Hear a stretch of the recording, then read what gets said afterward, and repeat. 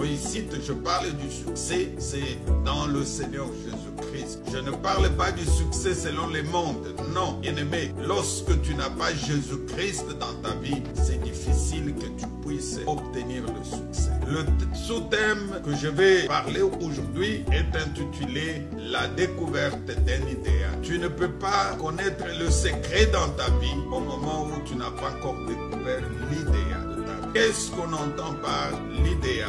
Parce que je voudrais d'abord définir. L'idéal, c'est ce qu'on se représente ou ce qu'on propose comme étant les modèles, les types parfaits, les modèles absolus. Vous savez, dans la vie, il faut toujours avoir une référence. Il faut toujours avoir quelqu'un qu'on prend comme les modèles. Et lorsque tu es en train de marcher avec cette idée dans ta tête, ça te permettra de réussir et ça te permettra d'avancer. L'idéal, c'est ce qui donnerait une parfaite satisfaction aux aspirations du cœur et de l'esprit. Chaque personne a des aspirations. Chaque personne a effectivement de choses qu'il veut satisfaire dans sa vie. Une fois que tu as cet idéal, tu pourras avancer et tu pourras effectivement réussir dans la vie. Vous savez, aujourd'hui, la jeunesse ou plusieurs personnes qui aiment le football et tu trouves un jeune qui se donne dans le football a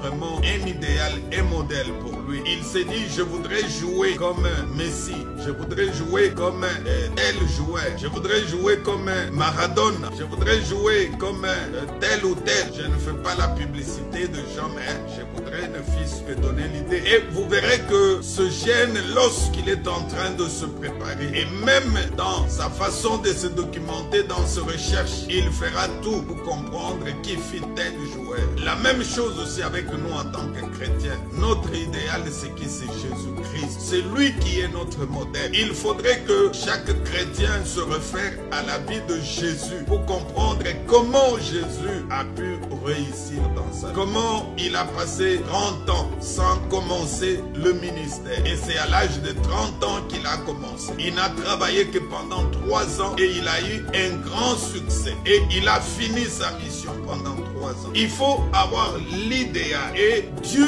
a mis en nous des capacités, il a mis en nous des dons que nous devons nous appuyer lorsque nous voulons effectivement entrer dans notre idéal. Lisons le livre des Romains, chapitre 11, verset 29. La parole de Dieu dit ceci: car Dieu ne se répand pas de ses dons et de son appel. Dieu ne se répand pas de ses dons et de son appel. Dieu a mis dans l'homme 2 choses. Il y a d'abord les dons et en dehors des dons, il y a l'appel. C'est lui qui appelle et c'est lui qui fait des dons aux hommes. Vous savez, mes frères, chacun de nous doit comprendre effectivement qu'il a les dons qui viennent de la part de Dieu. Et ces dons-là, il faut les exploiter. Ici, je parle de dons naturels, des dons que Dieu a donnés à chacun depuis sa naissance. En plus des dons naturels, il y a aussi des dons spirituels. Mais je voudrais plus parler des dons naturels, des choses qui sont innées, des choses que tu dois exploiter dans ta vie et qui peuvent te donner le succès. Tu ne peux pas dire que Dieu n'a rien mis en toi.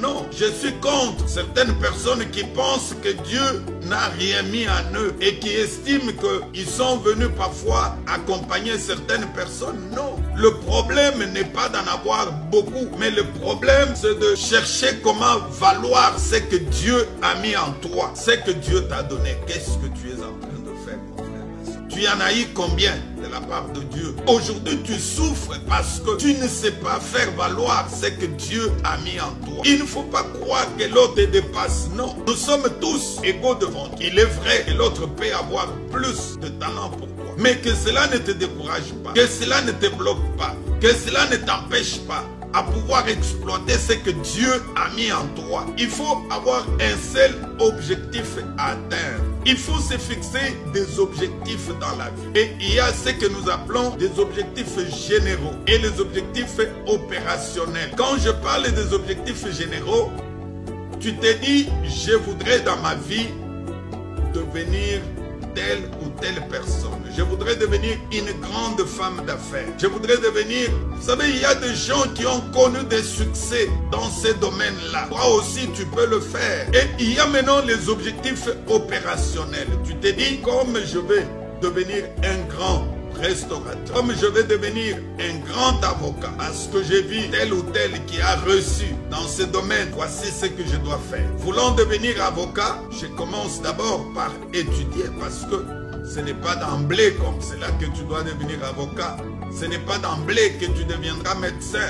Ce n'est pas d'emblée que tu deviendras pharmacien. Il faut commencer par les études. Et même quand tu vas finir tes études, le fait d'avoir fini les études ne signifie pas nécessairement que tu as réussi. Non, tu peux finir les études et que ce diplôme-là commence à chômer à la maison. Ami en toi. La deuxième chose, il faut se demander qu'est-ce que le Seigneur te demande de faire. Parce qu'en te donnant ces dons-là, il t'a demandé de le multiplier comme nous venons de le voir dans la parabole du serviteur. Si tu n'es pas capable de comprendre ce que Dieu te demande de faire, mon frère, ma soeur, ce sera difficile d'évoluer, ce sera difficile de progresser. Veux-tu rester mendiant?